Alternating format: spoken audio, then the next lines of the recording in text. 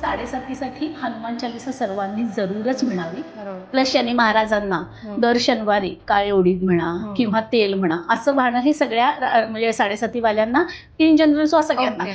तर 2026 या वर्षात कर्म जास्त पॉवरफुल ठरतील का नशीब? खूप चांगला प्रश्न आहे हा. तरी मी तुम्हाला हे 100% सांगते की तुम्ही कंटिन्यू शिवोपासना जर का केली तर पर्टिक्युलरली सोमवारी शंकराला दुग्धाभिषेक आणि त्याच्यानंतर पाण्याचा अभिषेक आणि बिल्व करतो, एवढं जरी तुम्ही कंटिन्यू 2 ते 3 वर्ष केलं कुठल्याही पूजेपेक्षा जास्ती फळं तुम्हाला त्याच्यात मिळतात. सो राहूचा काय स्वभाव आहे, राहूला आम्ही म्हणतो लालची किंवा ग्रीडी प्लॅनेट आहे. राहू ज्या घरामध्ये असतो त्या घरातनं तो पैशाचा फायदा काढणारच कसाही असतो. तर 2026 हे वर्ष फ्रीलान्सर्स, कंटेंट क्रिएटर्स, एंटरप्रेन्योर्स किंवा आर्टिस्ट जे आहेत त्यांच्यासाठी कसं असणार आहे? त्या मॅडमचा मला कॉल आला, अक्षरशः त्या रडत होत्या फोनवर. त्या म्हणल्या की मॅडम दसऱ्याच्या दुसऱ्या दिवशी आपलं कन्सल्टेशन झालं, त्यांनी सगळे मनापासून उपाय केले, आजपासून त्याला जॉबवर बोलावलं आहे. नमस्कार, मी तुमची होस्ट प्रियांका आणि पियू द स्टोरी टेलर या यूट्यूब चॅनलला तुमच्या सर्वांचं मी मनापासून स्वागत करते. एपिसोड सुरू करायच्या आधी तुम्हा सर्वांना नवीन वर्षाच्या खूप खूप शुभेच्छा. नवीन वर्ष, नवीन आशा, नवीन रेझोल्युशन्स आणि नवीन स्वप्न. पण ही सगळी स्वप्न पूर्ण होण्यासाठी फक्त इच्छा पुरेशी नसते, त्यासाठी कष्टाची तयारी लागते आणि नशिबाची साथ लागते.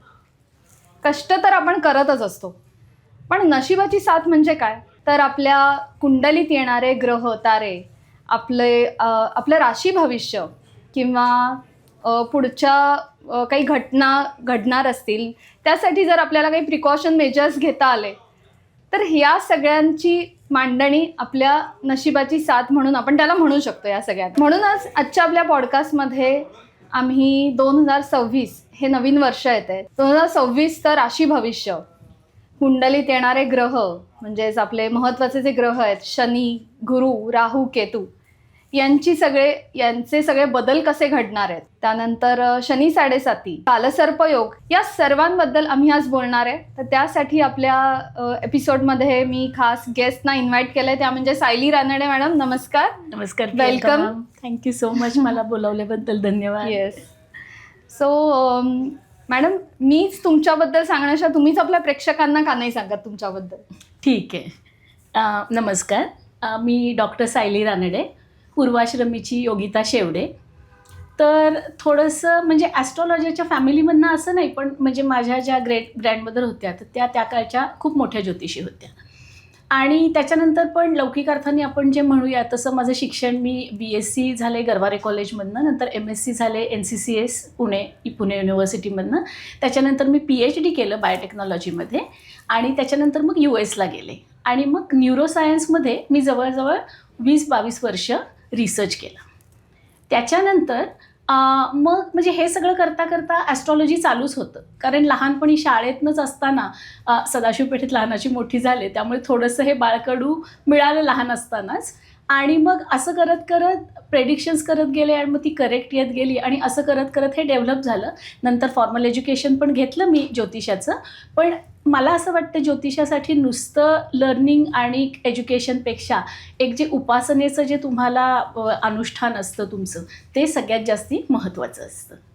अगदी, फारच छान तुमची जर्नी आहे आत्तापर्यंतची. तर आजचा एपिसोड पण खूप छान होणार आहे आपला. आणि त्यासाठी आपल्या गिफ्टिंग पार्टनर आजचे आपले आहेत लक्ष्मी मसाले. तर हे लक्ष्मी मसालेकडून तुम्हाला एक सप्रेम भेट आहे. कोल्हापूरची अस्सल चव. बरं. आणि फक्त भारतात नव्हे तर भारताच्या बाहेरही हे मसाले गेलेले आहेत. Very nice. Thank you Priyanka ma'am आणि थँक्यू लक्ष्मी मसाले ह्या गिफ्ट हॅम्परबद्दल. सो आता एपिसोडला आपण सुरुवात करूया. हा एपिसोड खूप मोठा होणार आहे, तर शांतपणे ऐका. कुठेतरी ट्रॅव्हलिंग करत असाल तर तुम्ही यूट्यूबवर सुद्धा नुसतं लावून ऐकलत तरी चालेल. तर मॅडम, एक पर्सनल प्रश्न विचारते सुरुवातीलाच की तुमची ही जर्नी कशी स्टार्ट झाली, ॲस्ट्रॉलॉजीकडे कशा वळलात आणि स्वतः तुम्हाला काही बदल घडताना दिसला का तुमच्या पर्सनॅलिटीमध्ये, कन्सल्टेशन आणि हे सर्व शिकताना? हां, खूप चांगला प्रश्न आहे हा प्रियंका मॅम. कसं झालं म्हणजे जसं मी आत्ता सांगितलं, लहानपणापासूनच ज्योतिष म्हणा किंवा एक देवाची भक्ती म्हणा, असं एक म्हणजे त्याच्याबरोबरच मी ग्रो अप झाले म्हणायला हरकत नाहीये. घरातच तुमच्या सगळं होतं हो, का? पण घरात सांगायचं म्हणजे मी खरं खूप जास्ती देवदेव करणाऱ्या फॅमिलीतनं नाहीये बरं का. म्हणजे कसं की वडील तर माझे पूर्ण नास्तिक होते, म्हणजे अगदी डोक्यानेच चालणारे पूर्ण, आणि आई रेग्युलर घरात पूजा वगैरे तेवढंच. पण त्याच्यानंतर मी मास्टर्सला असताना माझी एक मैत्रीण होती आणि तिचे जे काका पाली अष्टविनायकातलं पाली आहे तिथे ते आहेत, तर ते माझे आध्यात्मिक गुरु आहेत. तर त्यांच्या संपर्कात आले मी आणि मग आयुष्याला एक वेगळी कलाटणी मिळाली. पण त्याच्या म्हणजे हॅव्हिंग सेड दॅट, त्याच्या आधी सुद्धा माझ्या आयुष्यामध्ये म्हणजे खरं म्हणजे ह्या गोष्टी सांगायच्या नाही, पण आपला सारसबागेतला जो गणपती आहे, मी 10वी झाल्यानंतर सारसबागेतल्या गणपतीला म्हणजे 10वी झाल्यानंतर दररोज जवळजवळ 17 ते 18 वर्ष पहाटे 5 वाजता उठून आंघोळ करून त्या गणपतीला जाऊन आल्यानंतरच मी पाणी सुद्धा प्यायचे. आणि हे मला 10वी मधनं, आणि म्हणजे वास्तविक पाहता हे कोणी सांगितलं नाही किंवा ते आतनं आलं. सो त्यामुळे मला तरी असं वाटतं की ज्या दैवतांची आपल्याकडनं उपासना घडायची ती घडली जाते आपोआप, नाही म्हटलं तरी. सो त्याच्यामुळे हो म्हणजे कसं आहे, थोडंसं भक्तीचा तुम्हाला एक काय म्हणूया बेस असला की मग तुमच्या आयुष्यात एक वेगवेगळे हे होत राहतात. पण त्याच्याबरोबर माझं प्रॅक्टिकल आयुष्य वेगळ्या पद्धतीने चालत गेलं. सो मी असं नाही सांगू शकणार की ज्योतिष माझ्या आयुष्यात नंतर आलं त्यामुळे काय, पण हो माझ्या आसपासचे जे काही माझे ह्या फील्डमधले लोक आहेत, डेफिनेटली तुम्ही देवाची उपासना करायला लागल्यानंतर किंवा ह्या फील्डकडे वळल्यानंतर एक तुमच्या म्हणजे हिंदीमध्ये एक ठहराव म्हणून एक शब्द आहे किंवा पॉइस जे म्हणतो ते येतं तुमच्या स्वभावामध्ये. आणि तसे लोक सुद्धा भेटत जातात आयुष्यात पुढे. अगदी बरोबर. म्हणजे जसं मी तुम्हाला सांगितलं, माझे जे गुरु मला भेटले ते खरंच अचानक, पण ते शेवटी दैवयोग असतात, त्यामुळे ते बरोबर ते लोक तुमच्या आयुष्यात येतात. अगदी अगदी. अरे छान. सो त्यामुळे एक पर्सनल ग्रोथ तुमची सुद्धा त्या दृष्टीने चांगली झाली, खूपच चांगली झाली. म्हणजे खरंच सांगते की देवाचे खरोखरी उपकार आहेत की म्हणजे माझं दोन्ही लौकिक अर्थाने आपण म्हणू, प्रॅक्टिकल लाईफ म्हणा किंवा आध्यात्मिक म्हणा, दोन्ही अतिशय चांगलं पॅरलली चालू होतं. आणि म्हणजे हे पण आहे म्हणजे हल्लीचे, पण अजून एक म्हणजे तुम्हाला जस्ट आता ऑब्झर्वेशन म्हणून सांगते, हल्लीची जी नवीन पिढी आहे ती परत ह्या सगळ्या गोष्टींकडे वळायला लागलेली आहे. हा खूप एक चांगला बदल, एकदम एक वेलकमिंग चेंज आहे हा. कारण ते लोक आणि विचारतात मॅडम काय उपासना करू, आणि करतात मुख्य म्हणजे. आणि त्याच्यामागचं सायंटिफिक कारण सुद्धा आधी ते जाणून एक्झॅक्टली. हा, त्यांना हे समजून सांगितलं त्यांना ना पटतात त्या गोष्टी. हा, सो अजून एक म्हणजे माझं सायन्स मधलं जे बॅकग्राऊंड आहे, न्यूरो सायन्स म्हणजे ब्रेन कसा काम करतो वगैरे ह्या बाबतीतलं, ह्या गोष्टींचा मला अजून ॲस्ट्रॉलॉजी किंवा ज्योतिषशास्त्र समजून घ्यायला खूप चांगला उपयोग झाला. कारण शास्त्रज्ञ असल्यामुळे बाय प्रोफेशन प्रत्येक गोष्टी का करते, हे असं मंगळ इथे असल्यावर असं फळ का मिळतं, सो ह्या सगळ्या गोष्टी जाणून घेण्यामध्ये अजून जास्ती तुम्हाला कळत जातं. खरंय. तर ॲस्ट्रॉलॉजी शिकल्यामुळे तुमचा आयुष्याकडे पाहण्याचा दृष्टिकोन काही बदलला का? हो, डेफिनेटली बदलला. म्हणजे कसं असतं ना, काही काही गोष्टी म्हणजे एक रोज प्रार्थना करते रात्री झोपायच्या आधी की देवा, ज्या गोष्टी मी बदलू शकते त्या गोष्टी बदलण्याची मला शक्ती दे, आणि ज्या गोष्टी मी नाही बदलू शकत त्या सहन करण्याची सहनशक्ती दे. सो हे जर का तुम्ही लाईफचं हे ठेवलं, कारण काही काही गोष्टी ह्या आपल्याला माहिती आहे की ह्या आपल्या नशिबात आहेत आणि त्या आपण नाही बदलू शकत, त्या तुमच्या नशिबात का आहेत, तर तुमची पूर्वजन्मीची जी कर्म आहेत त्यामुळे तुम्ही तिथे म्हणजे तुमच्या आयुष्यात त्या गोष्टी घडणार आहेत. म्हणजे उदाहरणार्थ समजा कोणाला त्रास होत असेल, शनी माझा ह्या स्थानात असल्यामुळे मला खूप त्रास होतो बरं का ह्या गोष्टींचा, असं नाहीये, पण तो शनी तिथे त्या स्थानात आला कारण तुझ्या पूर्वजन्मीची कर्म ती होती. त्यामुळे शनी महाराज दुःखदाता नाहीयेत, ते फक्त कर्मफलदाता आहेत. त्याच्यामुळे जे काय आहे ते तुमचं आहे सगळं, तुम्ही तुमच्या कर्मांची फळं भोगताय. एक्सेप्ट करणं हे सगळ्यात सोल्युशन आहे. आणि प्लस आपल्याकडे उपाय असतात, त्याच्याबद्दल आपण बोलू. तर आपण आता 2026 मध्ये येणारा जो काळ आहे 2026, तर त्यासाठी प्रत्येक राशींचं आपण एक थोडा इंट्रो म्हणजे राशी भविष्याचे एक माहिती त्याची आणि त्याच्यावरचे काही उपाय. हो, तर आपण पहिली रास आहे मेष रास. बरोबर. तर त्याबद्दल आपण मेष राशीवरनं सुरुवात करूया. तर मेष राशीचं आहे 2025च्या 29 मार्चपासून सुरू झालेली आहे 7.5. रास आहे मंगळाची. त्याच्यामुळे थोडासा त्रास जास्ती होणार आहे ही होणार आहे. गोष्ट नक्की. हम्म. आणि आता चढती 7.5 आहे त्यांची. बरं. तर आणि मंगळ आणि शनी यांचं माहितीये, म्हणजे बेसिकली कसं असतं, आपण ज्योतिषात म्हणतो हे दोघं शत्रू आहेत. हम्म. बेसिकली त्या खूप अपोजिट एनर्जी आहेत, त्या सिंक्रोनायझिंग एनर्जीज नाहीये. बरं बरं. त्याच्यामुळे त्या अँटॅगोनायझिंग एनर्जी हो, आहेत, हो. त्यामुळे त्यांचं नीट पटणार नाही. थोडंसं, हां. तर आता मेष राशीसाठी 2026 मध्ये काय वाढून ठेवलंय ते आपण Yes. थोडक्यात बघूया. अगदी. तर आता 2025चा जो उत्तरार्ध आहे, हम्म. तर आता मी राशी भविष्य सांगण्यामध्ये 2026 जे आहे ते आपण पूर्वार्ध आणि उत्तरार्ध. Okay. 2026 जूनला हां. गुरु महाराज पालटणार आहे बरं. आणि त्याच्यामुळे खूप मोठा चेंज होणार बरं आहे. बरं. आणि नोव्हेंबरमध्ये राहू आणि केतू हे Okay. 2, सो 3 महत्वाचे ग्रह महत्त्वाचे पालटणार ग्रह आहे होणार. ओके. 2026 मध्ये. सो त्याच्यामुळे पूर्वार्ध आणि उत्तरार्ध हम्म. अशा Yes. गोष्टींमध्ये आपण ते चालेल. विभागू शकतो. हो. हा, तर आता पूर्वार्धामध्ये गुरु महाराज वक्रीहून परत मिथुन राशीत ते प्रवेश करते. हम्म. पण ह्या काळात मात्र 7.5ची तीव्रता थोडीशी जास्ती जास्त जाणवणार असेल. आहे. हां. आणि थोडंसं काय म्हणूया, एक पैशाला, म्हणजे शक्यतो पहिला पार्ट जो असतो 7.5चा तो थोडासा पैशाला त्रास देतो. हम्म, हम्म. म्हणजे आर्थिकदृष्ट्या थोडंसं नुकसान, काही काही अचानक खर्च येणं, बरं. असं काही काही होऊ शकतं. हम्म. आणि अर्थात ठीक आहे, गुरु महाराज कुंभेत, म्हणजे गुरु महाराज जिथे असेल ते कुंभेतल्या राहूवर ते 9व्या दृष्टीने बघणार आहेत. बरं. सो थोडंसं त्याच्यामध्ये एक रिलीफ मिळेल, नाही ओके. असं नाही. हां. आणि थोडंसं काय म्हणूया ना, आपण कार्यक्षेत्रामध्ये सुद्धा थोडे जास्ती चॅलेंजेस निर्माण बरं, बरं. होतील. हम्म. पण हॅव्हिंग सेड दॅट, परदेश आगमनाचे मात्र चांगले योग मेष राशीसाठी पुढील वर्षामध्ये आहेत. Good good. आणि त्यामुळे एकदा जून 2026 झालं हम्म. की त्या मेष राशीसाठी थोडेसे चांगला चांगले पिरियड दिवस आहे तो, आहेत. चांगले बरं. दिवस आहेत. बरं. त्यामुळे तेव्हा तुम्ही थोडासा, म्हणजे काय म्हणूया, एक सुटकेचा निश्वास सोडू शकता. हम्म. आणि थोडंसं पर्सनल लाईफमध्ये म्हटलं तर कोणाचे समजा प्रेमसंबंध वगैरे असतील तर त्याच्यामध्ये थोडी ताटातूट, कारण की आता हम्म. पंचमस्थानामध्ये केतू महाराजांचं गोचर बरं, चालू बरं. आहे. हम्म. सो त्याच्यामुळे त्याच्यामध्ये प्रेमसंबंधामध्ये काही वितुष्ट किंवा कदाचित ते तुटण्याची पण अच्छा. शक्यता आहे. शक्यता असते. हां, सो मेष राशीच्या जातकांना शक्यतो खरं सांगायचं तर 7.5साठी हनुमान चालिसा सर्वांनी जरूरच हम्म. म्हणावी. बरोबर. प्लस शनी महाराजांना हम्म. दर शनिवारी काळे उडीद म्हणा हम्म. किंवा तेल म्हणा असं वाहणं हे सगळ्या म्हणजे 7.5वाल्यांना इन जनरल सगळ्यांना. ओके. कारण शनी महाराजांचं कसं आहे, असं नाही की तहान लागल्यावर वीर खाण्याची, हम्म. आपली 7.5 सुरू झाल्यावरच ते हां. करायचं असं असं नाहीये. नाहीये. रोजच्या रोज तुम्ही रोजच्या रोज routine तुम्ही मध्ये काहीतरी असं- रुटीन मध्ये एक हे केलं पाहिजे. बरोबर. त्याच्यानंतर आता आपण रास दुसरी वृषभ, शुक्राची रास, रसिक, आणि त्यांच्याकडे म्हणजे एक काय म्हणूया संयम एक प्रचंड असतो त्या बरोबर, राशीकडे. हां. त्याच्यामुळे पण हार्ड वर्किंग पण खूप असते. हम्म. वृषभ रास आहे ती.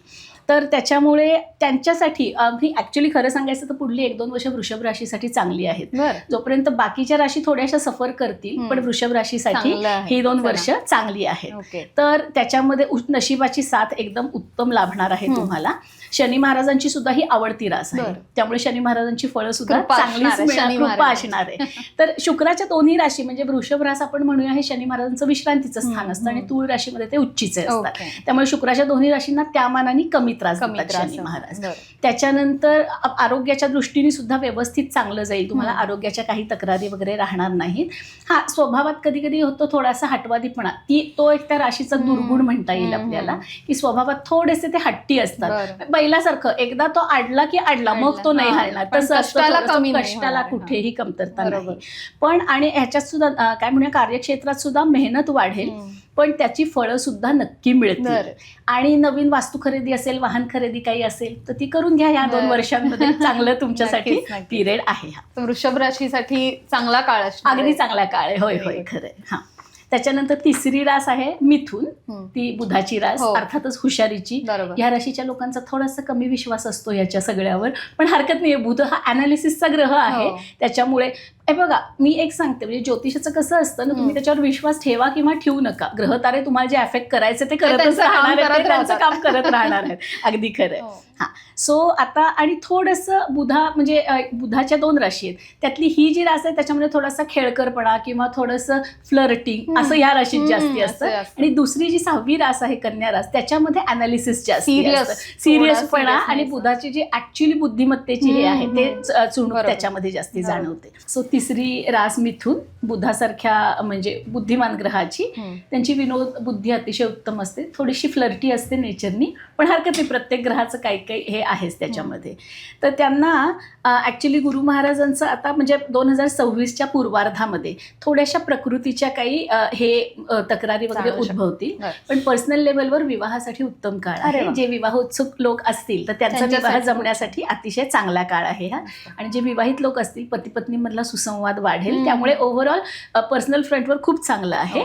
आणि ह्याच्यामध्ये राहूचं आत्ता जी पोझिशन आहे, तर ह्याच्यामध्ये मेहनत कार्यक्षेत्रामध्ये वाढणार आहे त्यांची, आणि फळं लगेच नाही मिळणार, पण ही इन्व्हेस्टमेंट समजून करा तुम्ही. आता हे जे काही मेहनत वाढली आहे त्याची फळं यथावकाश मिळतीलच. लक्षात ठेवा, कुठल्याही मेहनतीचं फळ कधीही वाया जात नाही. ते जेव्हा तुमचं योग येतात तेव्हा ते मिळतं, पण मिळणार ही गोष्ट नक्की. मला उपाय काही? हां, सो म्हणजे ह्याच्यासाठी शक्यतो आपल्याला काय म्हणूया, दत्तात्रेयांचे उपाय ह्याच्यासाठी करायचे आहेत, कारण गुरुची ह्याच्यामध्ये साथीची गरज आहे. तर रंगावधूत महाराजांची एक दत्तबावनी म्हणून एक स्तोत्र आहे, तर त्याच्यासाठी त्यांनी दत्तबावनीचा जर का पाठ केला तर खूप चांगलं होईल. सो वृषभ राशीनी आत्ता फक्त त्यांना जर का झालाच तर थोडासा राहूचा त्रास होणार आहे. सो राहू मंत्राचा जप किंवा शंकराची उपासना या 2 गोष्टी केल्या तर वृषभ राशीसाठी सुद्धा हा काळ तसाही चांगला आहे, अजूनच म्हणजे सोने पे सुहागा म्हणतो तसा होऊन जाईल. बरोबर. तर जसं तुम्ही म्हणलात की शनी 7.5 याबद्दल लोकांच्या मनात फार भीती असते, तर त्याबद्दल काय सांगाल? की म्हणजे शनी 7.5 मध्ये त्रासच होतो का काही शिकायलाही मिळतं? हा खूप चांगला प्रश्न विचारलात, आणि अगदी काय म्हणजे प्रत्येकाच्या जिव्हाळ्याचं म्हणायला हरकत नाही. एक छोटंसं उदाहरण म्हणजे तुम्हाला ऍक्च्युली माझ्या लाईफमधलं, माझा भाचा आहे, तो आता 8वी मध्ये आहे. तर आमचं कॅल्क्युलेशन चाललं होतं, त्याची वृषभ राशी. तर कॅल्क्युलेशन चाललं होतं, म्हणलं आता वृषभ राशीची 2028 पासून. तो इतका घाबरला, आत्या अगं माझं तेव्हा 10वी आहे म्हटलं. तर असं काही नसतं की 7.5 त्रासच होईल. ऍक्च्युली ना लोकांच्या मनात खूप भीती आहे, 7.5 आहे म्हणजे 7.5 चालू आहे. हां, सो कसं असतं सांगते मी तुम्हाला. शनी महाराज जे ग्रह आहेत ना, गुरु महाराज काय असतं, तुम्हाला जर का त्यांना म्हणजे हे करायचं असेल, तुमच्या कर्म काय चुकीचे झाले ते समजून द्यायचं असेल तर ते तुम्हाला समजावून सांगतात. शनी महाराज काय करतात ना, शिक्षा देऊन तुम्हाला ह्याच्यावर आणतात. सो त्याच्यामुळे लोकांना जेव्हा आता शनी 7.5 म्हणजे काय हे थोडंसं आपण ज्योतिषाच्या दृष्टिकोनातून जाणून घेऊया. शनी महाराज हा म्हणजे बघा, हा तसं ॲस्ट्रॉनॉमिकली सुद्धा बघितलं तर शनी हा सूर्यमालेतला आपल्यापासून सगळ्यात दूरचा ग्रह आहे, त्यामुळे त्याला ती फेरी करायला सगळ्यात जास्ती काळ लागतो, जो की 29 वर्षाचा असतो. त्यामुळे दर 29 वर्षानंतर तुमची 7.5 येते. हा, तर एका राशीमध्ये शनी महाराज 2.5 वर्ष असतात. तर तुमच्या राशीच्या अलीकडल्या राशीत म्हणजे थोडक्यात 12व्या स्थानात म्हणूया आपण. सो तुमच्या 12व्या स्थानात शनी महाराज आले की तुमची 7.5 सुरू होते. सो 2.5. सो तुमच्या आधीच्या राशीमध्ये, तुमच्या स्वतःच्या राशीमध्ये आणि तुमच्या नंतरच्या राशीमध्ये अशी 2.5 मिळून ही 7.5 होते. तर काय होतं म्हणजे असं म्हणतात, एक खरं सांगी थोडीशी मजेदार गोष्ट आहे, असं म्हणतात की चंद्र 2.25 दिवस राहतो फक्त एका राशीमध्ये, तो सगळ्यांची कर्म बघत जातो. आणि मग जेव्हा शनी महाराज येतात तेव्हा तो त्यांना सांगतो की इतक्या वर्षात त्यांनी 29 वर्षात हे केलंय, मग त्या सगळ्याचा न्याय निवाडा होतो. आणि स्पष्टच सांगायचं मॅडम, तर तुमची कर्म जर का चांगली असतील तर तुम्हाला 7.5 बद्दल घाबरण्याचं काहीही कारण नाहीये, कारण ते शेवटी कर्मफलदाता आहेत. चांगल्या कर्मांची चांगली फळं. कित्येक लोकांचं 7.5 मध्ये इतका उत्कर्ष मी बघितलेला आहे की बस रे बस. आणि अजून एक थोडीशी मजेशीर गोष्ट, मोस्टली लग्न लोकांची 7.5 मी पण नोटीस केलं, कारण की ते कर्माची फळं मिळायची. तुमचा लाईफ पार्टनर कोण असतो, ज्याच्याबरोबर तुमचा काही जमा खर्च राहिलाय तो तुमचा लाईफ पार्टनर बनून येतो, कारण सगळ्यात जास्ती जवळचं ते नातं आहे. त्यामुळे आयुष्याचं सगळ्यात मेजर काळ तुम्हाला त्यांच्यासोबत घालायचं आहे. त्यामुळे मोस्टली लग्न जी होतात ती 7.5 होतात. आणि त्यामुळे 7.5 घाबरायचं काहीही कारण नाहीये. आपली कर्म चांगली ठेवा, शनिदेवांची उपासना करा, प्रश्नच नाही. तर मग तुम्ही म्हणजे विचाराल की 7.5 उपाय काय, तर मी एक सांगते. एक तर हनुमान चालीसा ही कायम म्हणायची. तर लोक म्हणतात भीमरूपी सुद्धा चांगलं स्तोत्र आहे, पण ते एकमेकांसाठी आपण ऑप्शनल नाही होऊ शकत, कारण की दोन्हीची व्हायब्रेशन्स थोडीशी वेगळी आहे. सो त्याच्यामुळे ते, आणि शंकराची उपासना कायम निरंतर चालू ठेवावी, कारण एका शंकराच्या उपासनेने पत्रिकेतले 4 ग्रह तुमच्या कंट्रोलमध्ये नाही म्हणणार मी, पण ते तुम्हाला त्रास देत नाही, फेवरेबल एक्झॅक्टली आउटकम्स देतात. करेक्ट. सो असं आहे. तर असं म्हणतात की पहिली 2.5 वर्ष हा थोडा त्रासदायक कालखंड असतो, मधली 2.5 वर्ष त्याच्यापेक्षा थोडा कमी त्रास होतो आणि शेवटची 2.5 वर्ष खूप छान भरभराट देऊन जातात, असंही आहे का? हो. सो सांगते, थँक्यू हा प्रश्न विचारल्याबद्दल. तर पहिली 2.5 की म्हणजे कसं असतं, तर असं नसतं, ते राशीनुरूप असतं थोडंसं. उदाहरणार्थ आता मेष राशीची 7.5 सुरू झाली 29 मार्चला, राईट. मग 29 मार्चला आता काय झालं, मीन राशीमध्ये शनी महाराज आहेत, ते जेव्हा मेष राशीमध्ये जातील तेव्हा ते नीचेचे होतील. ओके. हा, मग तेव्हा त्यांच्याकडे तेवढी पॉवर राहणार नाही त्या राशीला त्रास द्यायला, सो ते आता त्रास देऊन घेतात. माझ्याकडे बरेच सध्या मेष राशीचे जातक येत आहेत की ज्यांना खूप पर्टिक्युलरली कार्यक्षेत्रामध्ये भरपूर त्रास आहे, हेल्थच्या तक्रारी आहेत. त्याच्यानंतर मधली जी 2.5 की असते तेव्हा काय असतं, शनी महाराज तुमच्या चंद्राबरोबर असतात. चंद्र कशाचा कारक आहे, चंद्र खरं म्हणजे तन, मन आणि धन या तिन्ही गोष्टींचा कारक आहे, पण मनावर जास्त चंद्र तुमचा ज्या राशीत त्या ठिकाणी तुमचं मन रमतं सगळ्यात जास्त. तर चंद्राबरोबर आल्यानंतर हे बघा, चंद्र हा त्या मानाने नाजूक म्हणा किंवा असा ग्रह आहे थोडासा संवेदनशील, आणि शनी महाराज कसे हेवी, मोठा ग्रह आहे तो, तर ते खूप हेवी पडतात चंद्राला. आणि त्याच्यामुळे मग काय होतं ना, मानसिक दृष्ट्या माणूस खचून जातो, एक आळस म्हणूया असा अंगामध्ये येतो, स्वतःच्या एबिलिटीजवर डाऊट व्हायला लागतो. सो ह्या सगळ्या गोष्टी होतात. त्यामुळे 7.5ची पहिली 5 वर्ष होईपर्यंत म्हणजे माणूस इतका हे होऊन गेलेला असतो ना, पण त्या सगळ्यातनं ताबून सुलाखून बाहेर पडल्यानंतर शेवटच्या 2.5 मध्ये जेव्हा तुम्हाला उत्तम फळं मिळतात तेव्हा ते रिसीव्ह करण्यासाठी मग तुम्हाला जे चांगलं वाटतं. तर पण जसं मी सांगितलं तसं प्रत्येकाला 7.5ची वाईट फळं मिळतीलच असं नाही, काहीकांच्या आयुष्यामध्ये खूप चांगल्या गोष्टी घडतात कारण त्यांची कर्म चांगली असतात. अगदी वेल सेड. तर 2026 मध्ये शनी, गुरु, राहू, केतू या मोठ्या ग्रहांचे काय बदल घडणार आहेत या वर्षात? हा, तर शनी महाराज तर 1 वर्ष 2.5 वर्ष एका राशीत असतात, त्याच्यामुळे शनी महाराज काही बदलणार नाही 2026 मध्ये वक्री होतील ते काही काय, पण अदर दॅन दॅट काही मेन हे होणार नाहीये. गुरु महाराज काय आहे, सध्या गुरु अतिचारी गतीमध्ये आहे, नाहीतर गुरुदेव सहसा एका राशीमध्ये 13 वर्ष राहतात. पण आत्ताच ते कर्केमध्ये 2 महिने येऊन गेले, नोव्हेंबर डिसेंबर, आता ते परत जानेवारीपासून जून पर्यंत ते राहणार आहे परत मिथुन राशीमध्ये, आणि जून मध्ये त्यांचा परत बदल होईल आणि ते जातील कर्क राशीमध्ये. कर्क राशीमध्ये गुरुदेव उच्चीचे असतात, त्यामुळे 2026च्या उत्तरार्धामध्ये सगळ्यांना चांगली फळं मिळतील. शिवाय राहू, केतू हे खरं म्हणजे हे प्रत्यक्ष ग्रह नाहीत बरं का, हे छायाग्रह असतात, पण ते आपल्या आयुष्याला एवढं जास्ती कलाटणी देऊ शकतात ना की बस रे बस. आणि पर्टिक्युलरली राहू, आजकालचं जे तंत्रज्ञानाचं जे युग आहे, आभासी जे युग आहे, राहू म्हणजे काय, आभास, माया, जे नाहीये ते आहे वाटणं. फेसबुकवर लोक जे स्वतःबद्दल टाकतात ते आपल्याला आहे असं वाटतं, खरं काय याची आपल्याला. त्यामुळे मीडिया, सोशल मीडिया, तंत्रज्ञान ह्या सगळ्यासाठी बुध जेवढा महत्वाचा, त्याच्यापेक्षा मी म्हणेन की 100 पट जास्ती राहू ही महत्वाचा. सो राहू आणि केतू, पण तो कसा आहे, ऍक्सिस आहे. राहू आणि केतू इंडिपेंडेंटली बदलत नाहीत. राहू बदलला की केतू, म्हणजे एका ऍक्सिसच्या 2 टोकाला 2 जण डिपेंडंट असतात. सो त्याच्यामुळे राहू आणि केतू नोव्हेंबर 2026ला बदलणार आहेत. आत्ता केतू देव आहेत सिंह राशीमध्ये आणि राहुदेव आहेत त्यांच्या उच्चीच्या कुंभ राशीमध्ये, आत्ता शतभिषा नक्षत्रामध्ये आहेत ते गोचर करतात, आणि तर ते जातील मकर राशीमध्ये आणि केतूदेव जातील कर्क राशीमध्ये. सो त्यानंतर म्हणा एक ग्रह बदल येईल, ऑलमोस्ट नोव्हेंबरच्या एंडला आहेत ते, तर त्याच्यामुळे 2026 मध्ये काही मेजर चेंज नाही होणार. त्याच्यानंतर पुढे मात्र आपल्याला त्याचे फरक नक्की बघायला मिळतील. तर 2026 मध्ये मेजर बदल कुठल्या राशींसाठी असणार आहेत? हा, सो म्हणजे जसं मी सांगितलं तसं मेजर बदल, कारण स्थलांतर किंवा हेल्थ वाईज, बरोबर. हा, सो ते कसं असतं थोडंसं, म्हणजे एवढ्यासाठी मी कायम म्हणजे जसं लोक सांगतात फेसबुकवर म्हणा किंवा इन्स्टावर म्हणा की तुम्ही प्रत्येक राशीनुरूप भविष्य लिहा, तर फक्त त्या राशीवर नसतं अवलंबून, इतर खूप गोष्टी असतात पत्रिकेमध्ये. म्हणजे जसं मी 7.5चं सुद्धा म्हटलं, चंद्र तुमचा कुठल्या राशीत आहे, कुठल्या स्थानात आहे, त्याच्यावर खूप अवलंबून असतं तुम्हाला 7.5ची कशी फळं मिळतील आहे. हा, सो गुरु महाराज एकदा चेंज झाले मिथुन राशीमध्ये, म्हणजे कसे बुधाची रास आहे. सो दोन्हीचं तुम्ही साधारण हे बघा, गुरु महाराज जे आहेत त्यांचा पूर्ण आध्यात्मिक बैठक आहे, आणि बुध महाराज जे आहेत ते दोघं अनालिटिकल आहे, पूर्ण कम्युनिकेशन, करेक्ट, कॉमर्स, कम्युनिकेशन ह्याच्यासाठी. गुरु महाराजांना त्याच्यात काही घेणं देणं नाही, ते आध्यात्मिक त्यांना आपलं ह्याच्यामध्ये आहे. तर त्यामुळे बुधाच्या राशीमध्ये गुरु तेवढी चांगली फळं देणार नाही. पण एकदा जून 2026 झालं की बहुतेक सगळ्या राशींच्या ह्याच्यामध्ये एक रिलीफ म्हणूया अशा पद्धतीने हे येईल. अर्थातच कसं होतं, मग गुरु 8वा आला की ज्या राशींना गुरु 4था येईल, ज्या राशींना गुरु 8वा येईल आणि ज्या राशींना गुरु 12वा येईल. म्हणजे थोडक्यामध्ये मिथुन राशीला 12वा असेल गुरु त्याच्यामध्ये. त्याच्यानंतर 1 2 3 4 हां, म्हणजे कर्क राशीमध्ये असेल तर तो 4 नाही, हां, 6वा. सो 6, 8 आणि 12 बरं. ह्या स्थानांमध्ये ज्यांच्या गुरु येईल त्यांना त्या मनाने कमी फळं मिळतील. बरं. अर्थात गुरु हा पुण्य म्हणजे काय म्हणूया, एक सगळं चांगलं चांगलाच करणारा ग्रह ग्रह आहे, बेनिफिक जे म्हणतात. हो. प्लॅनेट आपण जसं बरोबर. म्हणतो तसं आहे. त्यामुळे गुरुदेव सहसा कुणाला वाईट फळं देत नाही. सो त्याच्यामुळे सर्वच राशींसाठी 2026चा उत्तरार्ध चांगला चांगला जाणार आहे. आहे. अरे वा, फारच छान. तर 2026 या वर्षात कर्म जास्त पॉवरफुल ठरतील का नशीब? खूप चांगला प्रश्न आहे हा.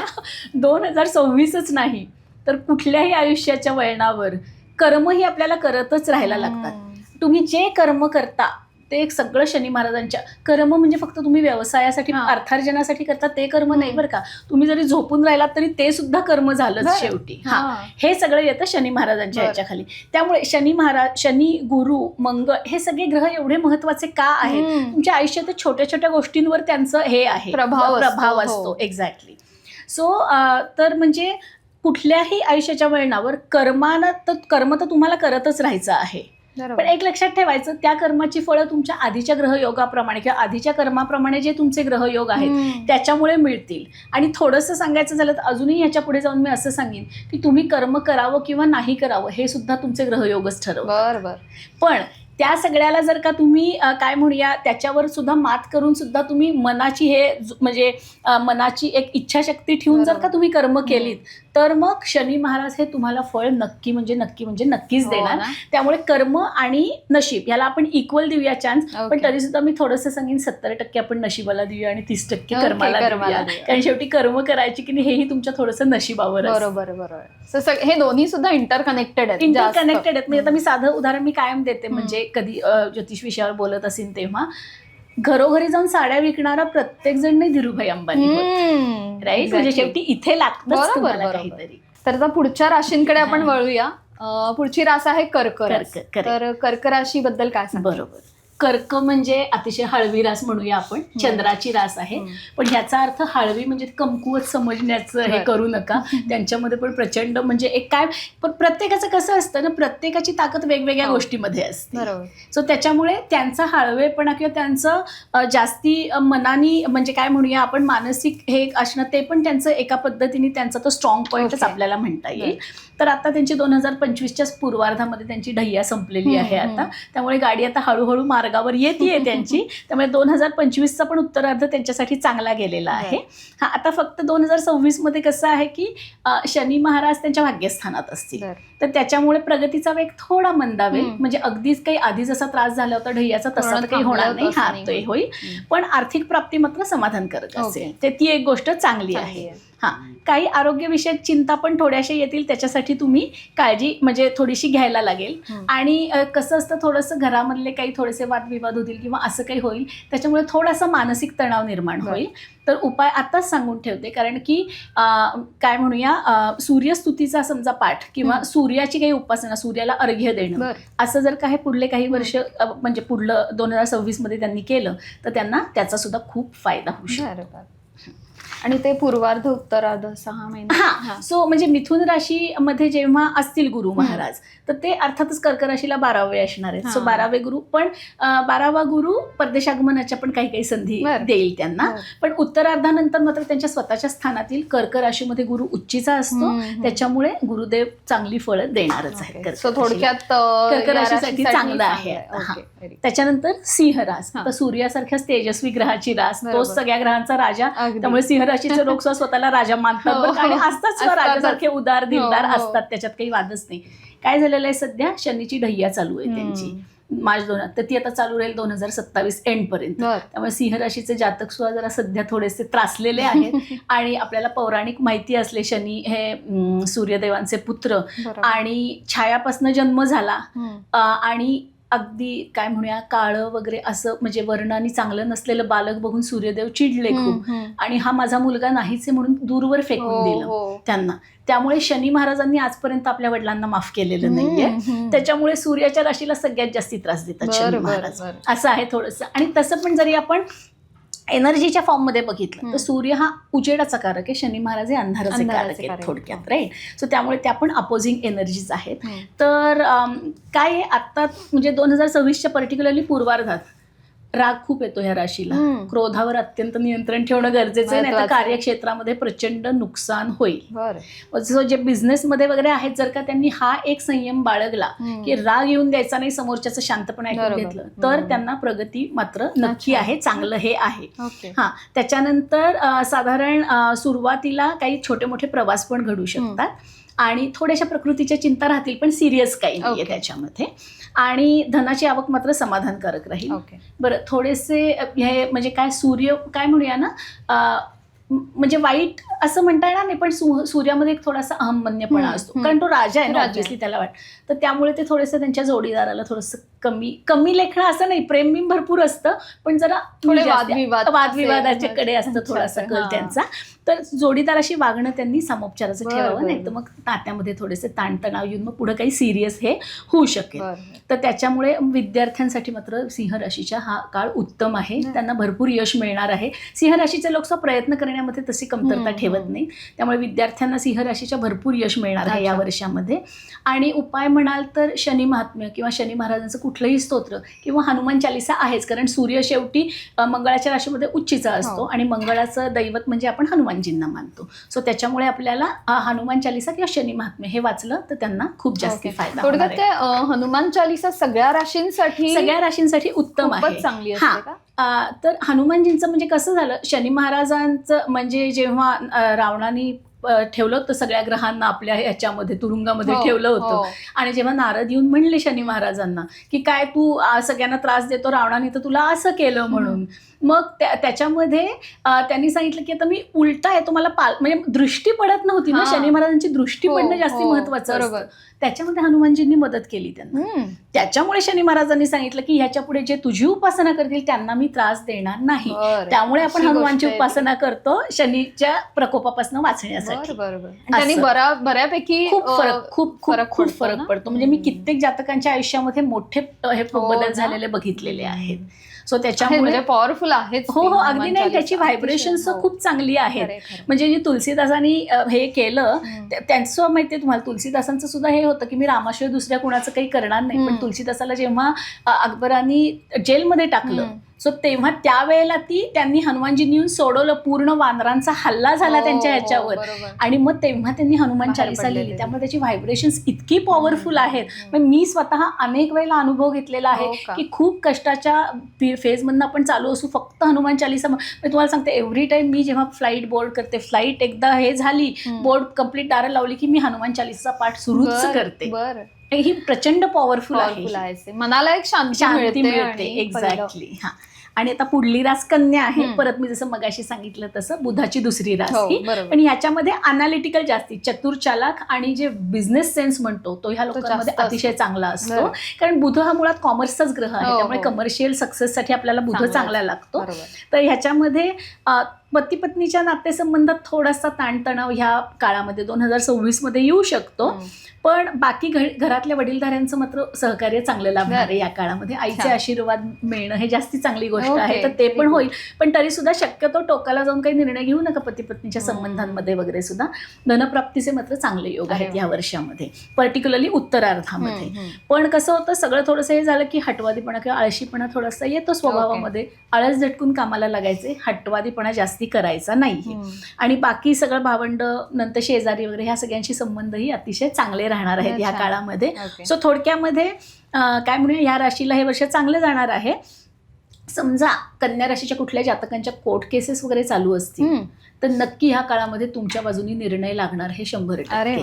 त्यामुळे त्या दृष्टिकोनातनं सुद्धा कन्या राशीसाठी हे वर्ष चांगलंच जाणार आहे. स्टुडंटसाठी सो स्टुडंटसाठी म्हणजे कसं आहे, थोडंसं मनाचं थोडंसं एक भटकाव म्हणतो ना आपण, तसं होण्याची शक्यता आहे, भरकटल्यासारखं. जर का कॉन्सन्ट्रेशन व्यवस्थित ठेवून अभ्यास केला तर मात्र यश चांगलं मिळेल.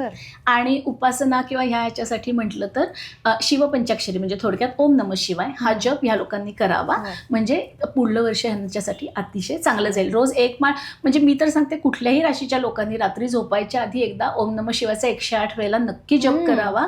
अतिशय त्याच्यामुळे आयुष्य एक म्हणजे गाडी रुळावर व्यवस्थित चालत राहते. फारच उपयुक्त अशी टीप दिली आहे. धन्यवाद. तर बऱ्याच लोकांना असं वाटतं की बऱ्याच लोकांना असं जेव्हा कळतं की आपल्या पत्रिकेमध्ये कालसर्प योग आहे, त्याच्यामुळे ते आणखीन घाबरले जातात आणि काहीतरी मोठं घडणार आहे वगैरे अशी एक समजूत होऊन जाते. तर कालसर्प योग ही काय गोष्ट आहे? खूप खूप खूप धन्यवाद हा प्रश्न तुम्ही विचारल्याबद्दल. तर मूळ जी भृगुसंहिता आहे किंवा जे मी स्वतः थोडंसं पराशरी ज्योतिष जास्ती फॉलो करते. सो थोडीशी जे डिक्टम्स म्हणू किंवा सूत्र म्हणू ती आपल्या ह्याच्यापेक्षा भृगुसंहितेपेक्षा थोडीशी वेगळी असतात. पण दोन्हीही याच्यामध्ये कालसर्प नावाचा कुठलाही योग नाहीये हे ऐकून तुम्हाला आश्चर्य वाटेल. तर थोडंसं म्हणजे मी असं म्हणणार नाही की अगदीच कमर्शियल हेतूने ज्योतिषांनी हा निर्माण केला नाही असं नाहीये. म्हणजे थोडंसं म्हणजे त्याच्या काय म्हणूया त्याच्यात थोडासा मॉड्युलेट केलेला म्हणजे राहू आणि केतू यांच्याबरोबर सेम अंतरावर जर का कुठला ग्रह असेल तर त्याचा थोडासा परिणाम होतो तुमच्या पत्रिकेवर. पण कालसर्पयोग ॲज सच असा कुठलाही योग नाही लिहिलेला त्यांनी. जे ज्योतिषातले जवळजवळ 135 वगैरे जे काही योग आहेत तर त्याच्यामध्ये कुठेही कालसर्प योगाचं हे नाहीये. पण थोडक्यात कालसर्प योग म्हणजे आपण कशाला कालसर्प योग म्हणतो हे सांगते थोडक्यात तुम्हाला. तर राहू आणि केतू हा ऍक्सिस आहे हे मी तुम्हाला सांगितलं. बरोबर. तर त्याच्या एकाच साईडला पत्रिकेमध्ये जर का सगळे ग्रह असतील तर थोडक्यात असं मानलं जातं की राहू केतूच्या विळख्यात तुमचे सगळे ग्रह अडकलेले आहेत. तर त्याच्यामुळे आपण त्याला कालसर्प योग म्हणतो. आणि त्याच्यासाठी उपाय सांगतात की ते कालसर्प दोष निवारण शांती त्र्यंबकेश्वरला जाऊन वगैरे करा म्हणून. तर त्याचा काही लोकांना होतो उपयोग, काही लोकांना नाही होत उपयोग. सो माझ्याकडे जे क्लायंट्स येतात ते एकतर मुळामध्ये आम्ही पराशरी ज्योतिषामध्ये कालसर्प योग मानतच नाही. पण समजा जरी तसं असेल तरी मी तुम्हाला हे 100% सांगते की तुम्ही कंटिन्यू शिव उपासना जर का केलीत तर पर्टिक्युलरली सोमवारी शंकराला दुग्धाभिषेक आणि त्याच्यानंतर पाण्याचा अभिषेक आणि बिल्वपत्र एवढं जरी तुम्ही कंटिन्यू 2 ते 3 वर्ष केलं कुठल्याही पूजेपेक्षा जास्ती फळं तुम्हाला त्याच्यात मिळतील. त्यामुळे म्हणजे कालसर्प योगावर माझा टेक थोडासा हा आहे की कालसर्प असा योग काही ज्योतिषाच्या पुस्तकात नाहीये तसं मेन्शन केलेला. म्हणजे मॉडर्न ज्योतिषामध्ये असेल तो थोडासा, पण जे परंपरागत जे चालू झालेलं आहे कालसर्प योग नाही. तर म्हणजे तुमच्या मनाच्या शांतीसाठी जाऊन त्र्यंबकेश्वरला जाऊन तुम्ही करून येऊ शकता. पण बऱ्याचदा म्हणजे कसं होतं थोडंसं मग क्लायंट दुःखी होतात की नाही आम्ही एवढे पैसे खर्च केले. एक्झॅक्टली. हे खूप कॉस्टली असते, खूप कॉस्टली असते. त्यामुळे म्हणजे ह्याच्या म्हणजे काय म्हणजे ह्या अनुषंगाने मी एक पण अजून सांगते तुम्हाला. त्यामुळे मी माझे जे उपाय सांगते माझ्या कन्सल्टेशनमध्ये मी तुम्हाला कुठलीही 50,000ची पूजा सांगत नाही मी किंवा कुठलीही 2 लाखाची रत्न सांगत नाही. अगदी आपल्या घरगुती गोष्टी वापरून माझे उपाय असतात. त्यामुळे ते कमी खर्चिक असतात. पण एक असतं ते तुम्ही स्वतः करायचे असतात. त्याच्यामुळे त्याचे इफेक्ट नक्कीच मिळतात इतर कुठल्याही. कारण कुठल्याही इतर माणसांनी तुमच्यासाठी पूजा करणं वर्सेस तुम्ही स्वतः तो उपाय करणं फरक हा नक्कीच खरंच आहे. फारच म्हणजे लोकांच्या मनात याबद्दल भीती असते. तर या तुमच्या सोल्युशन मध्ये नक्कीच एक दिलासा मिळेल की कालसर्प योग म्हणजे खूप मोठा बबल करून ठेवलाय आतापर्यंत. हा तो थोडासा कमर्शियल इंटरेस्ट म्हणू शकतो आपण. कदाचित आपलं पॉडकास्ट झाल्यानंतर थोडासा बॅकलॅश पण होईल माझ्यासाठी. पण जे खरं आहे ते सांगणं आपलं काम आहे. कारण लोकांपर्यंत आपला हाच उद्देश आहे की लोकांपर्यंत एक्झॅक्टली खरं आहे ते पोहोचावं. आणि मी जसं सांगितलं तसं त्र्यंबकेश्वरला जाऊन पूजा करण्यामध्ये काही हे नाहीये. पण त्याच्यानंतर तुम्ही रिझल्ट एक्सपेक्ट करत असाल तर मे बी तेवढे रिझल्ट तुम्हाला नाही पण बरोबर मिळतील पण आणि नाही पण मिळणार. म्हणजे त्या मिळण्यामध्ये त्या पूजेचा किती हात असेल हे मी थोडंसं नाही म्हणजे कन्फर्म काही सांगू नाही शकत. बरोबर. तर जसं तुम्ही सांगितलं की मगाशी बोललात तुम्ही की राहू आणि केतू हे छायाग्रह आहेत. तर म्हणजे नक्की काय म्हणजे हे आपले मंगळ गुरु शनी यांच्यासारखे नसतात का? ओके. सो असं आहे म्हणजे आधी त्याची तुम्हाला पौराणिक एक कथा सांगते म्हणजे जरा इंटरेस्ट वाटेल लोकांना. स्वरभानू नावाचा राक्षस आता समुद्र मंथनामध्ये अमृत निघालं. काय ठरलं राक्षसांना विष द्यायचं आणि देवांना अमृत द्यायचं. स्वरभानूच्या लक्षामध्ये आलं की अच्छा हे लोक अमृत आपसात वाटून घेतात बरं का. मग काय झालं तो जाऊन चुपचाप देवांच्या लाईनमध्ये बसला जिथे अमृत वाटप होत होतं. आता बराच वेळ कोणाच्या ते लक्षात आलं नाही पण लक्षात आलं सूर्य आणि चंद्राच्या. ते म्हणले हा तर आपल्यातला वाटत नाही. आता झालं होतं काय तोपर्यंत त्याला अमृत तर गेलं होतं घशामधनं खालपर्यंत नव्हतं गेलं. अच्छा. पण तेवढ्यात लक्षात आलं विष्णूंनी सुदर्शन चक्र चालवलं. आता आत गेला अमृत त्याच्यामुळे जीव नाही गेला पण आता धड वेगळं झालं आणि शीर वेगळं झालं असं झालं. तर ते जे शीर आहे ते म्हणजे राहू आणि धड आहे ते म्हणजे केतू. आता हा झाला पौराणिक.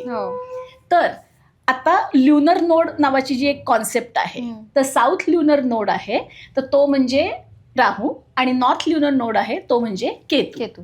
हां, सो हे छायाग्रह आहेत, पण तरी सुद्धा ते तुमच्या आयुष्याला खूप मोठी कलाटणी देऊ शकतात.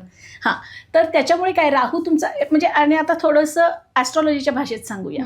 राहू म्हणजे काय, तर तुमची गतजन्मातली जी अतृप्त इच्छा असते ती राहू आहे. आणि केतू तुमचा पत्रिकेमध्ये ज्या स्थानात असतो त्या स्थानाशी रिलेटेड इतक्या गोष्टी तुम्ही केलेल्या आहेत की तुम्हाला निरसता येते त्याच्यामध्ये. सो थोडक्यात एक राहू केतूचा ऍक्सिस. आणि एक लक्षात ठेवायचं, राहू आणि केतू हे कायम बरोबर 7 घरं एकमेकांपासून दूर असतात, कारण तो ऍक्सिस आहे, मी जसं सांगितलं तसं, त्यामुळे ते इंडिपेंडेंट नाही फिरू शकत. सो राहूचा काय स्वभाव आहे, राहूला आम्ही म्हणतो लालची किंवा ग्रीडी प्लॅनेट येतो. राहू ज्या घरामध्ये असतो त्या घरातनं तो पैशाचा फायदा काढणारच कसाही असतो. बिझनेस माइंडेड असतो, पैसा लागतो त्याला. आणि इतरही म्हणजे जे आपण आता इथे फार बोलू शकणार नाही अशा पण त्याच्या हे असतात, इच्छा असतात. तर त्याच्यामुळे तो त्या स्थानामधनं जसं पाहिजे तसे तो फायदे करणारच. आणि कसं सांगते तुम्हाला, फक्त शीर आहे. आता आपण जेव्हा खातो आपल्याला पोट भरल्याचा फीडबॅक मेकॅनिझम येतो ना पोटाकडून. आता धड नाहीये त्यामुळे तो नुसताच खातोय, फीडबॅक मेकॅनिझमच नाहीये. त्यामुळे त्या राहूला समाधान म्हणून नाहीये. कितीही पैसा किंवा इतर सुख कितीही ते आपण ते समाधान नाही, कारण फीडबॅकच नाहीये मेकॅनिझम. त्यामुळे राहू तुमचं ज्या स्थानात आहे त्या तुमच्या गतजन्मीच्या अतृप्त इच्छा आहेत. आणि केतू ज्या स्थानात आहे, सपोज कोणाचा स्वस्थानामध्ये केतू असेल तर गेल्या जन्मामध्ये तुम्ही स्वतःवर इतकं लक्ष दिलेलं आहे की आता तुम्ही स्वतःकडे लक्ष, केतू ज्यांचा स्वस्थानात असतो ती माणसं जशी घरात असतील तशीच उठून पार्टीला निघतील. त्यांना स्वतःला काही खूप डेकोरेट करावं किंवा व्यवस्थित राहावं अशी काही आवड. आणि मुळात केतू हा थोडासा अलिप्त असतात, निरसपणा देतो थोडासा केतू. कारण काय, तो धड आहे, एक तर त्याला डोकं नाहीये, त्यामुळे आम्ही हेडलेस चिकन म्हणतो. म्हणजे कसं आहे, समजा तुमचा पंचम स्थानात केतू असेल, पंचम स्थान हे तुमच्या शिक्षणाचं स्थान आहे, ती माणसं एवढी कन्फ्यूज होतात, मग मी हे शिकू का, मी ते शिकू का, मी ते शिकू का, ते शिकू. पण केतू जिथे असतो त्या स्थानामधनं इंट्युशन्स खूप येतात. तो मनाचा कारक आहे. केतू ज्यांचा चांगला असतो त्या लोकांना खूप इंट्युशन्स येतात. सो त्यामुळे असे हे राहू केतू आहेत. आणि मुख्य म्हणजे राहू नुसताच ग्रीडचा कारक नाही येतो, तो उच्च तंत्रज्ञानाचाही कारक आहे. AI टेक्नॉलॉजी नंतर IT ह्या सगळ्यामध्ये राहूचा इतका, कारण हे बघा ना, जे नाहीये ते आभासी जग आहे राहूचं. आणि आता आपण ज्या जगात जगतो ते खरंच आभासी आहे, माया आहे, सगळी माया आहे. जितका राहू चांगला तितकी माया आहे. आता या सर्व काळासाठी राहू रिस्पॉन्सिबल आहे. एक्झॅक्टली. म्हणून तर हे बघा, पूर्वीच्या काळात जर का आपण बघितलं राहू केतूंना एवढं महत्व नव्हतं. आता का आलं महत्व, कारण आपण आता ज्या जगामध्ये जगतोय ते पूर्ण आभासी जग झालेलं आहे शेवटी ह्या सगळ्या. कारण राहूचं एक असतं, म्हणजे सांगते, राहू समजा ज्यांचा पॉवरफुल असेल ती माणसं बिझनेसमध्ये खूप उचित, म्हणजे खूप पैसा कमवतील, पण तो कुठल्याही मार्गाने कमवतील, त्यांना ते वाईट मार्गाने कमवतील. पण एक ही पण गोष्ट आज मी लिहून सांगते तुम्हाला की राहूनी समजा तुम्ही वाममार्गाने कमवलेलं जे धन असतं जायच्या आधी तो ते 7 पट वसूल करून जातो. त्यामुळे असं समजू नका की हा राहू आहे माझा, चला जाऊ देत, काय मला एवढं मिळतं ना. नाही, शेवटी ती गोष्टीचा हिशोब, प्रत्येक गोष्टीचा कर्माचा हिशोब, कर्माचा सिद्धांत हा सगळ्यात शनी महाराज बसलेले आहेत. एक्झॅक्टली. त्यामुळे असं नाही होणार की फक्त राहूचीच महादशा येईल, शनी महाराज आपल्या महादशेमध्ये करून जातील हिशोब सगळा बरोबर. मस्त माहिती दिली तुम्ही, मनातलं एक डाऊट क्लिअर झाला. तर तुमच्याकडे असे काही क्लायंट्स आलेत का की ज्यांना तुम्ही प्रेडिक्शन कुंडलीवरून जे सांगितलं आणि ते खरंच झालेत, असे काही एक्सपिरियन्स? असे तर एक्सपिरियन्स भरपूरच आहेत माझ्याकडे. म्हणजे तुम्ही माझ्या फेसबुक पेजवर पण जाऊन बघू शकता. म्हणजे कधी कधी तर असं असतं की त्यांच्या ध्यानीमनी पण नसतं. म्हणजे आता हे खरं म्हणजे मी कमर्शियल ॲस्ट्रॉलॉजी सुरू करायच्या आधीचा हा थोडासा प्रसंग आहे. सो माझ्या हजबंडचे एक फ्रेंड आले होते आणि जनरलच बघितली मी पत्रिका, आणि मी त्यांना सांगितलं की अच्छा, पुढल्या 6 महिन्यात ना तुमचा परदेश आगमनाचा योग आहे आणि तुमचं लग्नही होणार आहे. ते म्हणले, ते हसायला लागले. ते म्हणजे मी काय आता नोकरीचं चेंज सुद्धा बघत नाही, परदेश आगमनाचं काही हेच नाहीये, आणि लग्नासाठी इतक्यात अजून नाही पाहणार आहे मुली, म्हणजे 1-2 वर्ष झाल्यानंतर मग सुरू करू आम्ही वधू संशोधन वगैरे. म्हणले ठीक आहे, पत्रिकेत तरी तसे योग आहेत. मग त्याच्यानंतर मी US ला गेले माझ्या ह्याच्यासाठी, जॉबसाठी वगैरे. आणि मग 3 वर्षांनी एकदा ते आले तेव्हा ते शोधत आले की त्यांच्या वाईफ कुठं आहेत म्हणून.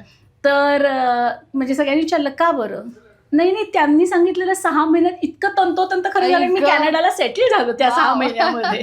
म्हणजे ध्यानीविनी नसताना सुद्धा सुद्धा या सगळ्या गोष्टी किंवा म्हणजे आता इतक्यातच माझ्याकडे एक क्लायंट आले होते.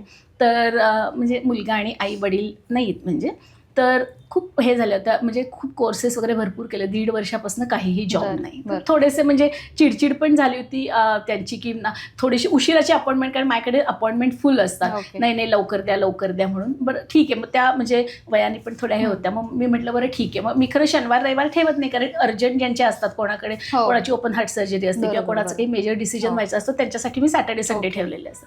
त्यांना म्हटलं बरं ठीक आहे सॅटर्डेला. तर ही गोष्ट तुम्हाला सांगते दसऱ्याच्या दुसऱ्या दिवशी घडलेली. हां, तर मग मी पत्रिका बघितली, त्याच्यामधनं काय मला प्रॉब्लेम होता तो कळला. त्यांना साधे सोपे उपाय दिले, कारण अशा लोकांना, आणि मी मुळात रत्नांचे वगैरे उपाय देतच नाही, सांगितले उपाय त्यांना. आणि लिटरली तुम्हाला सांगते मॅडम, भाऊबीजेच्या दिवशी त्या मॅडमचा मला कॉल आला. अक्षरशः त्या रडत होत्या फोनवर. त्या म्हणल्या की मॅडम दसऱ्याच्या दुसऱ्या दिवशी आपलं कन्सल्टेशन झालं, त्यांनी सगळे मनापासून उपाय केले आणि आजपासून त्याला जॉबवर बोलावलेलं आहे. नाही खरंच सांगते, आम्हाला खूप छान वाटतं मॅडम. अगदी आमचे उपाय हे झाले म्हणून नाही, कोणाला तरी सुख मिळालं, कोणाला तरी आनंद मिळाला म्हणून. नाही तर खरंच सांगते, गेल्या काही वर्षामध्ये थोडंसं असं झालं मॅडम, आम्हालाही वाईट वाटतं. म्हणजे मध्यमवयीन माणसं असतात, घराची कुटुंबाची जबाबदारी असते, all of a sudden job जातो, अक्षरशः ते डसाडसा रडतात. आम्हाला पण खूप वाईट वाटतं ते सगळं हे करून. पण मग उपायांनी त्यांना होतो फायदा. मॅडम लागला बरं का जॉब वगैरे, खूप छान वाटतं. आणि खरंच आपल्याबरोबर ग्रो होत आहे हे बघून. हो, म्हणजे मग कसं असतं, म्हणजे खरंच सांगते, माझी माउथ पब्लिसिटीच इतकी असते की एकाला फायदा झाला की तो स्वतः 10-12 क्लायंट घेऊन येतो, मॅडम ह्यांना पण हे करा. हे खरं क्रेडिट आहे, ते खरंच परमेश्वराची कृपा आहे. आणि अजून एक सांगते मात्र, माझे जे उपाय असतात ते कस्टमाइज असतात बरं का. अजून एक मजेशीर सांगते तुम्हाला, एक्सपिरियन्स विचारला म्हणून. एक क्लायंट होते, असंच बिझनेस कोरोनामध्ये खूप ठप झाला होता. सांगितलं होतं, एक 45 दिवसाचा एक उपाय सांगितला होता. 15-20 दिवसातच त्यांचा फोन आला, मॅडम सगळं 80% पैसे गुंतले होते ते आले, बिझनेस आमचा एवढा उचलला गेलाय. म्हटलं वा छान वगैरे.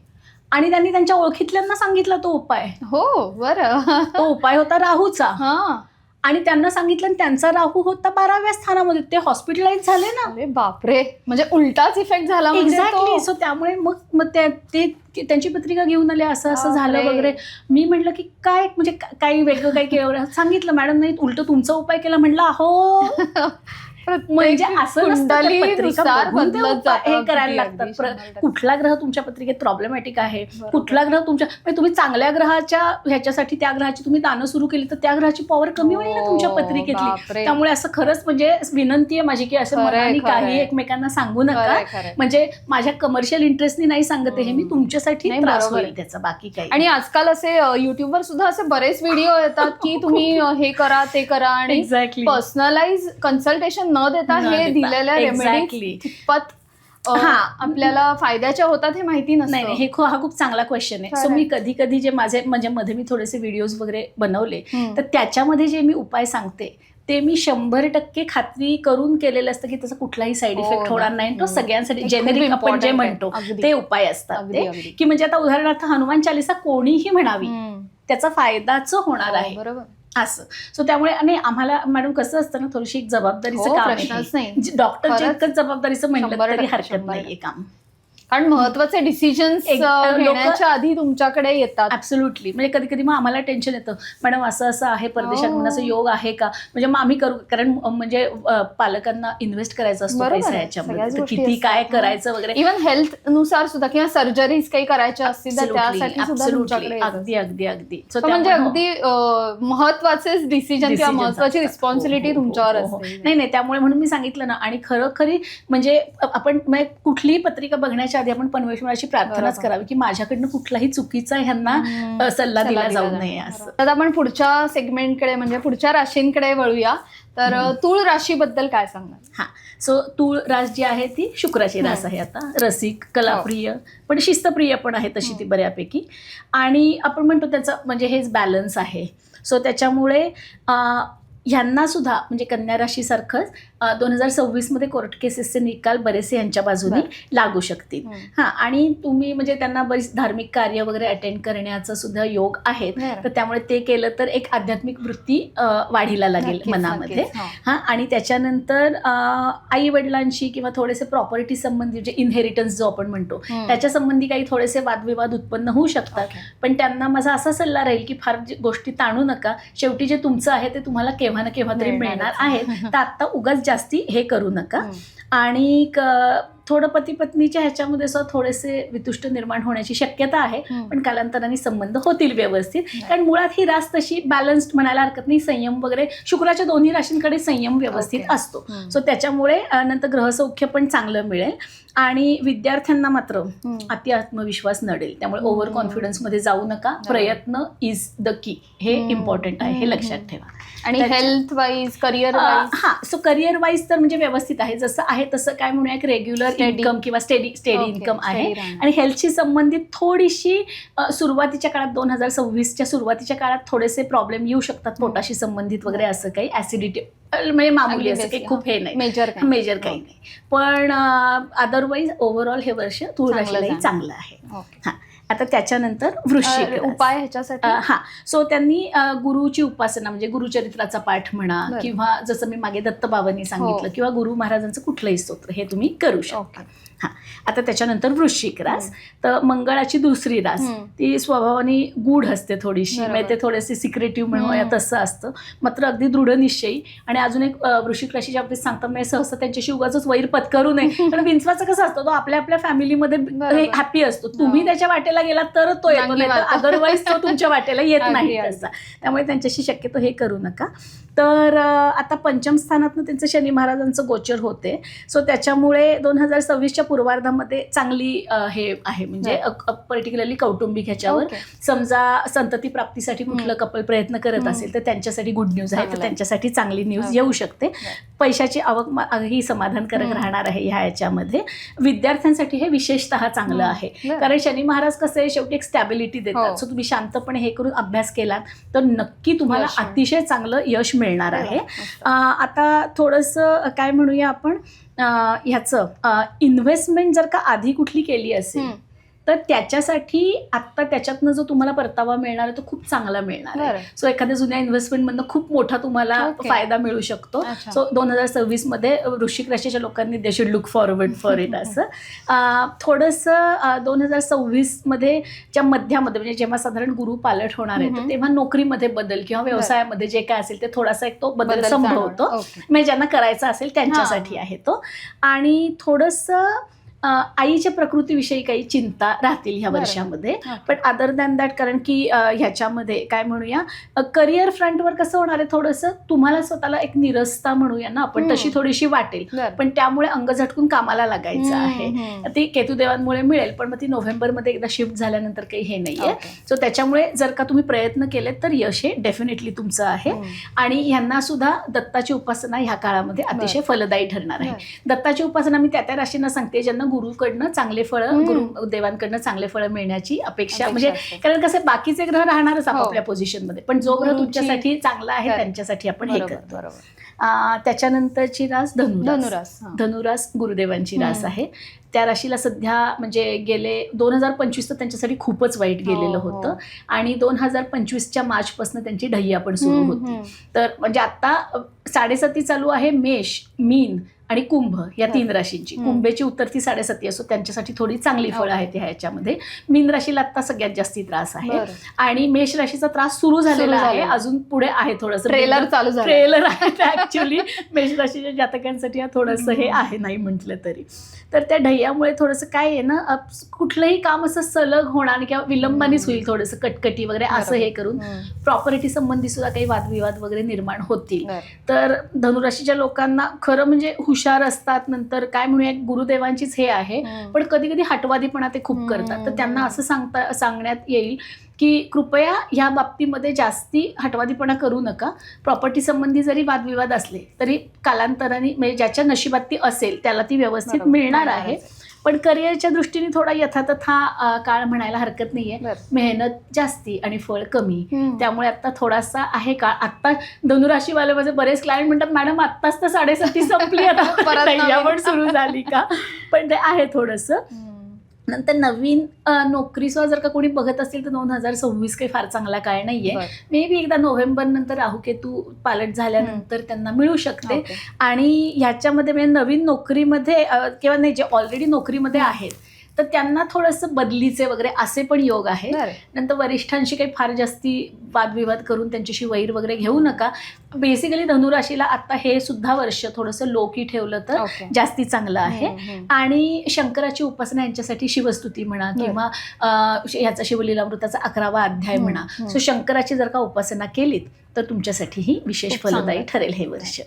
So थोडक्यात धनुराशीला जरा कठीण काळ म्हणजे फेवरेबल फार छान फार नाहीये. नसणार. हा, मात्र कसं आहे, आवक नॉर्मल राहील, रेग्युलर राहील, खर्चही आटोक्यामध्ये राहतील. एक चांगलं आहे म्हणजे ह्या काळामध्ये जर का कोणाला उसने पैसे दिले असतील, कोणाकडनं पैसे येणार असेल तर ते अचानक येईल Okay. तुम्ही, त्यामुळे ती एक चांगली गोष्ट घडणार आहे Okay. याच्यासाठी. आणि थोडं ओव्हरऑल आरोग्य वगैरे चांगलं राहील. फक्त थोड्याशा काही साधारण ऑगस्ट सप्टेंबरच्या सुमारास पोटाच्या थोड्याफार तक्रारी बरं. छोट्या जाणवू मोठ्या शकतात. जाणवू शकतात. पण अदर दॅन दॅट म्हणजे काय म्हणूया नॉर्मलच राहील थोडंसं हे Okay, वर्ष okay. धनुराशीसाठी. तसं पाहिलं तर 2025 हे वर्ष सर्वच राशींना जरा कठीण काळच होता ना. त्रासदायक गेलं. म्हणजे असे सारखे घडामोडी चालू म्हणजे होत्या. ओव्हरऑलच घडामोडी इतक्या चालू हा. होत्या ना की त्याच्यामुळे. आणि आता काय एक तर गुरु महाराज अतिचारी अवस्थेमध्ये आहेत, तर ह्या सगळ्या गोष्टी आणि राहू केतूंचे जे म्हणजे काय ट्रान्झिशन्स होती, शनी महाराजांची जे काय म्हणूया आपण आता शनी महाराज नीचाभिलाषी म्हणतो आता मीन राशीमध्ये. म्हणजे काय आहे हे बघा, शनी महाराज जे आहेत ना ते वायू तत्वाचे ग्रह आहेत. मीन रास आहे ही जलतत्वाची आहे. सो जल आणि वायू हे काही फार एकमेकांशी कम्पॅटेबल एलिमेंट नाहीये. आणि मीन राशीत गेल्यानंतर शनी महाराजांना माहिती पुढल्या राशीत जेव्हा ते जाणार आहेत तेव्हा ते नीचेचे होणार आहेत, तेव्हा पॉवर नसणार. नीचाभिलाषी ग्रह असं फार चांगली फळं देत नाही तशी. अर्थातच माझ्या लेखामध्ये पण म्हणल्याप्रमाणे गुरुच्या दोन्ही राशींमध्ये, कारण शेवटी ते गुरु आहेत सगळ्यांचे, त्याला कोदंडी शनी म्हणतात. तर गुरुच्या दोन्ही राशींमध्ये ती फळं ते काही खूप वाईट देत नाही. त्याच्यामुळे तरी आपण एवढं आता तरुण गेलो आहोत ह्या वर्षी. तर 2026 हे वर्ष फ्रीलान्सर्स, कंटेंट क्रिएटर्स, एंटरप्रेन्योर्स किंवा आर्टिस्ट जे आहेत त्यांच्यासाठी कसं असणार आहे? Okay, very good question. तर आणि बरं झालं तुम्ही हा विचारला. पर्टिक्युलरली ह्या सर्व लोकांसाठी ऑगस्ट पर्यंतचा काळ अतिशय चांगला आहे. कारण क्रिएटिव्हिटी हा पण राहूचा डोमेन आहे. त्याच्यानंतर तंत्र, नंतर media, social media, everything comes under Rahu's domain. आणि राहू हा स्वतःच्या राशीत पण आहे, स्वतःच्या स्थानात 11व्या स्थानात पण आहे आणि शतभिषा स्वतःच्या नक्षत्रात पण आहे की ज्याच्यामध्ये त्याच्या खूप उच्चीची फळं मिळतात. त्यामुळे ह्या सर्व लोकांसाठी, इन्फ्लुएन्सर्स म्हणा किंवा ह्या सगळ्या लोकांसाठी अतिशय 2026 हे वर्ष चांगलं जाणार आहे. खरंच खूप चांगलं जाणार आहे. त्यामुळे प्रयत्न करत राहा आणि प्रयत्नांची जोड द्या. मग राहू महाराज अक्षरशः छप्पर फाडके म्हणून तसं नक्कीच देणार. So Piyu the story teller हा युट्यूब चॅनल सुद्धा नक्कीच सबस्क्राईब पण करा आणि ह्यांच्याकडनं तुम्हाला खूप चांगलं कंटेंट मिळतच राहणार आहे राहुदेवांच्या कृपेमुळे ह्या पूर्ण वर्षामध्ये. तर आतापर्यंतच्या आपण तुमच्या उत्तरांमध्ये ढय्या हा शब्द बऱ्याचदा ऐकला मी. तर काय कन्सेप्ट आहे ढय्या म्हणजे काय? सो ढय्या म्हणजे ऍक्च्युली हिंदीमध्ये आपण त्याला ढाईचं ते ढय्या, अडीच. बरोबर. तर आता कसं असतं मी तुम्हाला सांगितलं राशी कुठल्या कुठल्या राशींची 7.5 चालू असते, जेव्हा आधीच्या राशीत, स्वतःच्या राशीत आणि नंतरच्या राशीत. 3 राशी. आता शनी महाराजांना काय, शनी, गुरु आणि मंगळ हे जे 3 ग्रह आहेत त्यांना 3 एक्स्ट्रा दृष्टी आहेत. प्रत्येक ग्रह हा समोरच्या 7व्या स्थानाकडे बघत असतो. पण हे जे आउटर प्लॅनेट्स आहेत मंगळ, गुरु आणि शनी यांना 3 एक्स्ट्रा दृष्टी आहेत. तर त्याच्यामुळे शनी महाराजांना 3री पण दृष्टी आहे, 7वी पण दृष्टी आहे आणि 10वी पण दृष्टी आहे. तर काय होतं, शनी महाराज जेव्हा तुमच्या राशीपासून 4थ्या किंवा 8व्या स्थानावर असतील तर तुमची ती ढय्या असते. म्हणजे सिंह राशीला आता आहेत 12व्या राशीमध्ये. सो 5, 6, 7, 8, 9, 10, 11, 12 म्हणजे 8व्या स्थानामध्ये शनी महाराज आहेत त्यांच्यासाठी. त्यामुळे त्यांची ढय्या चालू आहे. आणि धनुपासून म्हणजे 9, 10, 11, 12 त्यांच्यापासून 4थे आहेत, त्यामुळे त्यांची ढय्या चालू आहे. त्यामुळे शनी महाराज, म्हणून शनी महाराज का महत्वाचे ग्रह आहेत, एका वेळेला ते तुमच्या पत्रिकेतल्या 6 किंवा 7 स्थानांना अफेक्ट करतायत. म्हणून ते खूपच एवढे महत्त्वाचे ग्रह बरोबर आहेत. बरोबर. सो ही ढैया पण तुम्ही मगाशी त्याचं हे पण analytics छान सांगितलं की पहिली 2.5 वर्ष कशी जातात, मधली 2.5 वर्ष आणि शेवटची ही 2.5 प्रॉपर 7.5 आणि 8वी ढैया शक्यतो जास्ती वाईट असते, कारण अष्टम स्थान हे पत्रिकेतलं मारक स्थान म्हणता येईल आपल्याला. त्याच्यामधनं तुम्हाला खूप अचानक गोष्टी मिळतात, खूप वाईट, म्हणजे त्यातनं सगळं जे म्हणजे थोडक्यामध्ये 8व्या स्थानात ही वृश्चिक रास येते, गूढ खोल, त्यातनं काय बाहेर येईल तुम्हाला सांगता येत नाहीये. त्यामुळे ते 8वं स्थान मारक स्थान मानतो आपण. सो त्याच्यामुळे हे 8व्या स्थानात शनी महाराज आले तर ते थोडंसं हे असतं त्या राशीसाठी पर्टिक्युलरली. तर आपलं मेंटल हेल्थ किंवा फिअर या सगळ्या गोष्टींचा आपल्या राशींवर कसा परिणाम करतो, म्हणजे जशी रास असते त्या अनुषंगाने त्या माणसाची प्रवृत्ती होते किंवा कॅरेक्टरिस्टिक्स म्हणतात, तसं होत जातं का? म्हणजे तर कसं आहे थोडंसं मॅडम, मानसिक म्हणजे जी भीती म्हणूया, अकारण भीती म्हणूया आपण थोडेसे. सो मानसिक आरोग्यासाठी आपण एक 4 ग्रह इम्पॉर्टंट असतात हे मानूया. पहिलं म्हणजे तुमची मानसिकता किंवा तुमचं मानसिक आरोग्य हे चंद्रावर ठरतं पत्रिकेत. म्हणजे चंद्र हा जो आहे हा वृषभ राशीमध्ये उच्चीचा, कर्क राशीत तर तो स्वतःचा राशी स्वामीचा आहे, आणि वृश्चिक राशीमध्ये नीचेचा असा असतो तो. चंद्र तुमच्या पत्रिकेमध्ये चांगलाच लागतो तुमचं मानसिक आरोग्यासाठी. तर चंद्र काय आहे ना, पण चंद्र म्हणा, बुध म्हणा, शुक्र म्हणा, हे तसे त्या मानाने नाजूक प्रवृत्तीचे ग्रह आहेत, त्यांच्यावर दुसरे ग्रह खूप जास्त इफेक्ट करू शकतात. तर चंद्राबरोबर जर का पत्रिकेत राहू असेल, बुध असेल, बुध आणि चंद्र हे एकमेकांचे अतिशय कट्टर शत्रू मानता येतील आपल्याला, किंवा चंद्राबरोबर केतू असेल किंवा शनी असेल, किंवा म्हणूनच त्यामुळे 7.5 चंद्राबरोबर शनी आला की माणसाचं स्वतःचा कॉन्फिडन्सच जातो, भीती, कन्फ्युजन, एक्झॅक्टली, म्हणजे वैफल्य म्हणूया किंवा आळस, हे सगळं येत राहतं. सो मानसिक आरोग्यासाठी हे 4 ग्रह अतिशय आवश्यक असतात.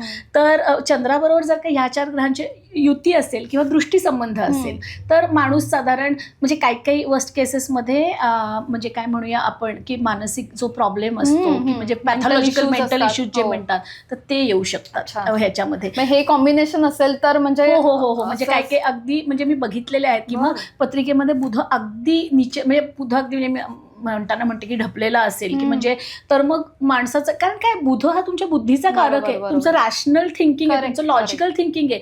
तो जर का तुम्ही म्हणजे हे नसेल, वीक असेल पत्रिकेत तर नसतं. ती माणसं जे बोलतात ते काही आणि जे म्हणजे आपण मानसिक हे म्हणूया की अँक्झायटी, डिप्रेशन, हे तर खूप माइल्ड झालं, पण ज्यांना ऍक्च्युअल प्रॉब्लेम्स असतात मानसिक दृष्ट्या. मॅडम बाय द वे सांगते, ते सुद्धा आपण खूप चांगल्या पद्धतीने ट्रीट केलेले आहेत. माझ्याकडे मध्ये एक डिस्लेक्सिक पेशंट आली होती आणि तिचं आपण इतक्या चांग्या पद्धतीने हे केलं, तिचा अकॅडमिक परफॉर्मन्स इतका वाढलेला आहे ना की म्हणजे अक्षरशः शाळेमध्ये सत्कार झाला त्याचा. अरे बापरे, म्हणजे केवढा फरक. म्हणजे मानसिक आरोग्याच्या दृष्टीने सुद्धा आपल्याकडे अतिशय चांगले उपाय आहेत.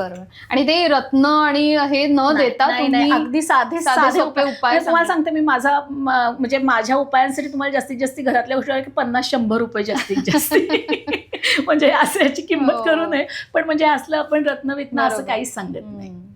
पण म्हणजे चंद्र मजबूत करायला लागतो म्हणजे पत्रिकेत. आणि अजून एक म्हणजे जसं आता आपला विषय निघालाय म्हणून सांगते की पत्रिकेमध्ये म्हणजे कसं असतं ना की इल्युमिनरीज म्हणतो आपण, सूर्य आणि चंद्र पत्रिकेमध्ये वेगवेगळ्या ग्रहांचे कुठल्या स्थानात असल्यामुळे चांगले फळं मिळतील वगैरे असे खूप योग आहेत, कॉम्बिनेशन आहेत, खूप योग असतात.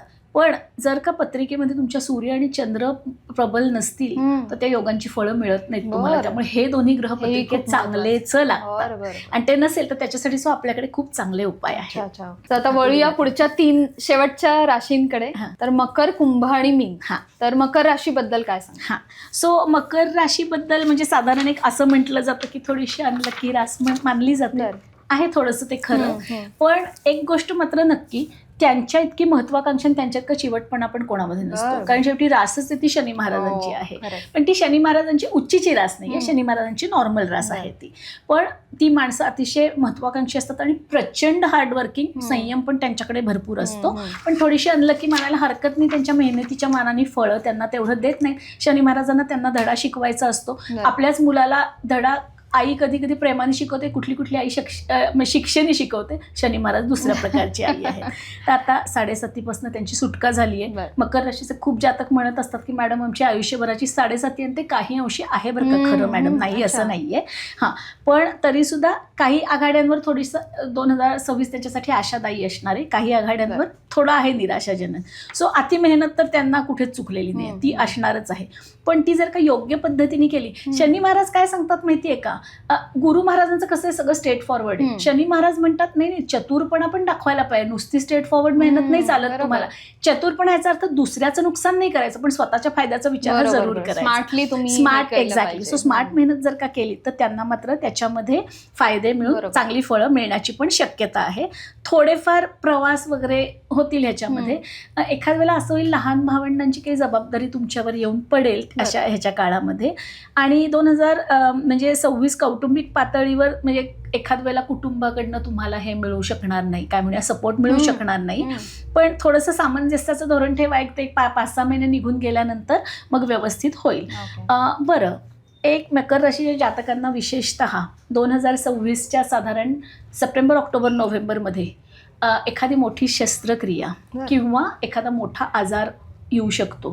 सो त्या दृष्टिकोनातनं म्हणजे कसं आहे, किंवा अपघाताची पण शक्यता आहे. अपघातासाठी आपण काळजी घेऊ शकतो, बाकी ज्या गोष्टी आहेत त्याच्यात आपण काही करू शकत नाही, आपल्या हातातल्या नाहीयेत. थोडीशी मानसिक तयारी ठेवायची आणि गणपती अथर्व शीर्षाचा रोज एक पाठ करा. अगदी उद्यापासूनच सुरू करा. म्हणजे तो जो म्हणजे हे बघा, एक सांगते मॅडम तुम्हाला, ॲस्ट्रॉलॉजी काय जगातलं कुठलंच सायन्स तुमचे भोग नाही चुकवू शकत. पण जसं माझे गुरुदेव म्हणायचे तसं की तलवार की सुई हो जाती है, म्हणजे त्याची तीव्रता कमी होते. त्यामुळे आतापासून तुम्ही केलं तर शस्त्रक्रिया होईल, छोटीशी एखादी लेझर सर्जरी, कमी त्रास होईल. ओपन करायलाच काही लागणार नाही, हल्ली लेझर सर्जरी इझी होऊन जातं, असं पण होईल. तर त्यामुळे त्या दृष्टिकोनातून. त्याच्यानंतरची कुंभ, आता कुंभ राशीचे स्वजातक बरेच वैतागले होते, पण आता त्यांची उतरती 7.5 आहे, त्याच्यामुळे हा काळ त्यांना तसा चांगला आहे. मुळात ते काय म्हणूया शनी महाराजांची अत्यंत लाडकी रास, स्वभावातच ते आध्यात्मिकता विरक्तता घेऊन आलेले असतात. कुंभ म्हणजे ज्ञानाने भरलेला कुंभ आहे, अतिशय हुशार पण असतात. हे ह्या काळामध्ये त्यांना काय आहे ना, थोडंसं खाण्यापिण्यावर नियंत्रण ठेवायचंय बरं का, नाही तर वजन भरपूर वाढण्याची शक्यता आहे 2026 मध्ये. पण बाकी काही असलं तरी प्रेम संबंधात चांगला सक्सेस मिळणार आहे त्यांना या काळामध्ये, ते चांगलं आहे, गोडवा वाढीला लागेल. पण ह्या 2026 मध्ये त्याचं रूपांतर विवाहात होईलच असं काही नाहीये. पण थोडासा संयम ठेवा, होईल पुढे केव्हा कधीतरी. आणि जरा थोडासा छोट्या छोट्या गोष्टींना राग येऊ शकतो, ते पण ह्याच्यात ठेवलं तर विलंबाने का होईना यश हे त्यांना मिळणार आहे. आर्थिक आवक चांगली आहे. ह्या राशीच्या जातकांना ह्या वर्षी समजा शोधात असतील नोकरीच्या, तर नवीन नोकरीसाठी चांगले योग आहेत 2026च्या उत्तरार्धामध्ये. आणि स्टुडंटसाठी कसं? हां, सो स्टुडंटसाठी म्हणजे काय, नॉर्मल काय म्हणूया आपण, जसं तुम्ही प्रयत्न करा. आणि हे कारण कुंभ राशीचे ऍक्च्युली स्टुडंटना खरं सांगू थोडीशी मॅच्युअर रास आहे, ते लहानपणापासून मुळात हुशारही असतात ते, पण इतर प्रलोभनं काही त्यांना फारशी हे नाही करू शकत. त्यामुळे त्यांचा परफॉर्मन्स ओव्हरऑल चांगला असतो तसा शाळेमध्ये. हे आणि आता शेवटची रास म्हणजे गुरु महाराजांची शेवटची रास मीन, जलतत्वाची राशी आहे. थोडीशी हळवी म्हणा, गोंधळलेली असते थोडीशी, नंतर देवाला भिणारी, पापविरू कोणाचं सहसा काही वाईट करणार नाही, आध्यात नाही मध्यात नाही, आपण बरं आपलं काम बरं, अशी रास आहे ही. तर आता काय, शनीच्या तावडीतच तुमचे चंद्र आहेत, त्याच्यामुळे मनातला गोंधळ वगैरे अजून वाढेल. स्वतःच्या बद्दल एक डाऊट, सेल्फ डाऊट क्रिएट होईल ह्याच्यामध्ये. पण म्हणजे पूर्वार्धापेक्षा उत्तरार्धामध्ये आर्थिक परिस्थिती चांगली राहील. सो ते जे ट्रान्झिशन आहे ते तुमच्यासाठी अतिशय चांगलं ठरेल. तेव्हा नवीन नोकरी किंवा व्यवसायात असणाऱ्यांना काही नवीन काय म्हणूया एव्हेन्यूज ट्राय करायचे असतील तर ते तुम्ही करू शका. भाग्याची साथ खूप मिळणार नाहीये, सो मेहनतीसाठी तयार राहा थोडेसे. पण हरकत नाहीये, म्हणजे काय आहे, निदान तुम्हाला 70% मेहनतीमध्ये जरी 50% फळं मिळाली सध्या, तुम्हाला त्याच्यात समाधान मानायचं. कारण 7.5चा मेन म्हणजे आता मेन चंद्राबरोबरच तुमची आहे, त्यामुळे 7.5ची मेन फेज चालू आहे तुमची. त्यामुळे डोकं शांत हे ठेवायचं. बरं, परत कसं ह्या सगळ्या गोष्टीमुळे त्यांना मानसिक ताणतणाव येईल, कारण आपण एवढे प्रयत्न करतोय, फळं तेवढीच मिळतात त्या मानाने. पण ते त्याच्यासाठी एक काय म्हणूया ना आपण, एक हे काय योगासनं म्हणा किंवा ध्यान प्राणायाम वगैरे हे असं करा बरोबर. की ज्याच्यामुळे मानसिक स्वास्थ्य चांगलं राहील. परिस्थिती तर पुढे बदलणार आहे, बरोबर. पण मानसिक दृष्ट्या तुम्हाला त्रास झाला तर पुढे तुम्ही काय करणार? Mentally strong स्ट्रॉंग असणं अतिशय जरुरीचं गरजेचं आहे. कोणा जर का मीन राशीच्या कुठल्या जातकांचं तर समजा काही कर्ज वगैरे चालू असेल, कर्जमुक्तीचे खूप चांगले योग आहेत 2026 मध्ये. अचानक कुठनं तरी 2026च्या उत्तरार्धामध्ये पैसा येईल आणि तुमचे कर्ज सगळे फिटून जाण्याचे चांगले आहेत. विद्यार्थ्यांसाठी मात्र उत्तरार्ध आणि पूर्वार्ध दोन्हीही चांगले आहेत. प्रगतीचा आलेख छान उंचावतच जाणार आहे. सो त्याच्यामुळे बरं, ह्या काळामध्ये कुठलीही नवीन गुंतवणूक मात्र करू नका. त्याची फळं तुम्हाला चांगली, मग ते पैसे थोडेसे नुकसान पुढे होईल. सो त्यामुळे आत्ता काही नवीन आर्थिक गुंतवणूक करण्याचा काही हा काळ नाहीये. त्याच्यामुळे त्या बाबतीमध्ये आता हे करायचं, कारण आता भाग्याची साथ नाही सुद्धा. 7.5 परीक्षेचा काळ आहे. परीक्षा व्यवस्थित उत्तीर्ण व्हा, मेहनत करून. बाकी मग पुढे तुमचं जसं नशिबाचं असेल त्याप्रमाणे ते आहेच. आणि मीन राशीसाठी सुद्धा, कारण त्यांचे राशीस्वामीच गुरुदेव आहेत आणि कर्केचे एकदा गुरु महाराज आल्यानंतर खूप गोष्टी त्यांच्यासाठी मार्गी लागणार आहेत. सो दत्तात्रेयांची उपासना, म्हणजे रोज एखादा काय म्हणूया गुरुचरित्रातला, आता तुम्ही म्हणा स्त्रियांसाठी काय आहे तर हे सांगते. एक टेंबे स्वामींचं सप्तशती गुरुचरित्र सार म्हणून एक आहे, तर ते वाचलं, ते स्त्रियांनी वाचलेलं चालतं. छोटीशी पोथी आहे ती, तर त्यातलाही जरी रोज एक अध्याय वाचला तर ते, किंवा गुरुवारी दत्तात्रेयांना एक अगदी साधं, म्हणजे एक रोज दर गुरुवारी एक केळं ठेवलं दत्तात्रेयांना, ह्या गोष्टीचं सुद्धा वाटतं, पण खूप फरक पडतो. छोट्या उपायांचा खूप फरक पडू शकतो. तर सर्व राशींसाठी हेच सांगणं राहील, जरी खालीवर परिस्थिती होत राहील तरी सुद्धा संयम ठेवा, देवाची उपासना चालूच ठेवा. ते तुम्हाला ह्या सगळ्या कठीण काळामधनं मार्गक्रमण करायला खूप मदत होते. फारच छान एक आपला ओव्हरव्ह्यू अख्ख्या 2026चा सगळ्या राशींसाठी फारच सुंदर पद्धतीने आणि समजेल अशा भाषेत सगळ्यांना सांगितला तुम्ही. Thank you ma'am. So thank you so much. आजचा एपिसोड पण इतका उत्तम झाला आणि नक्कीच नवीन वर्षात सर्व राशींना छान संधी सुद्धा येणार आहेत आणि सगळ्यांना छान जाणार आहे हे वर्ष. मॅडमनी सांगितले तसे उपाय सुद्धा सोपे आहेत आणि करता येण्यासारखे, तर ते सुद्धा सगळ्यांनी करा. आणि आजचा एपिसोड तुम्हाला सगळ्यांना कसा वाटला त्याबद्दल कमेंट्समध्ये नक्की लिहून कळवा. आणि मॅडम थँक्यू सो मच आजच्या एपिसोडमध्ये आलात आणि प्रियंका मॅडम मला बोलवल्याबद्दल. आणि छान, म्हणजे मला सुद्धा खूप मजा आली तुमच्याशी बोलताना. एपिसोड खूप असा एंगेजिंग झाला आणि शेवटपर्यंत खूप एन्जॉय सुद्धा केला. Thank you so much. Thank you so much. Piyu the story teller या यूट्यूब चॅनलला अजून तुम्ही सबस्क्राईब केलं असेल तर ते जरूर करा. धन्यवाद.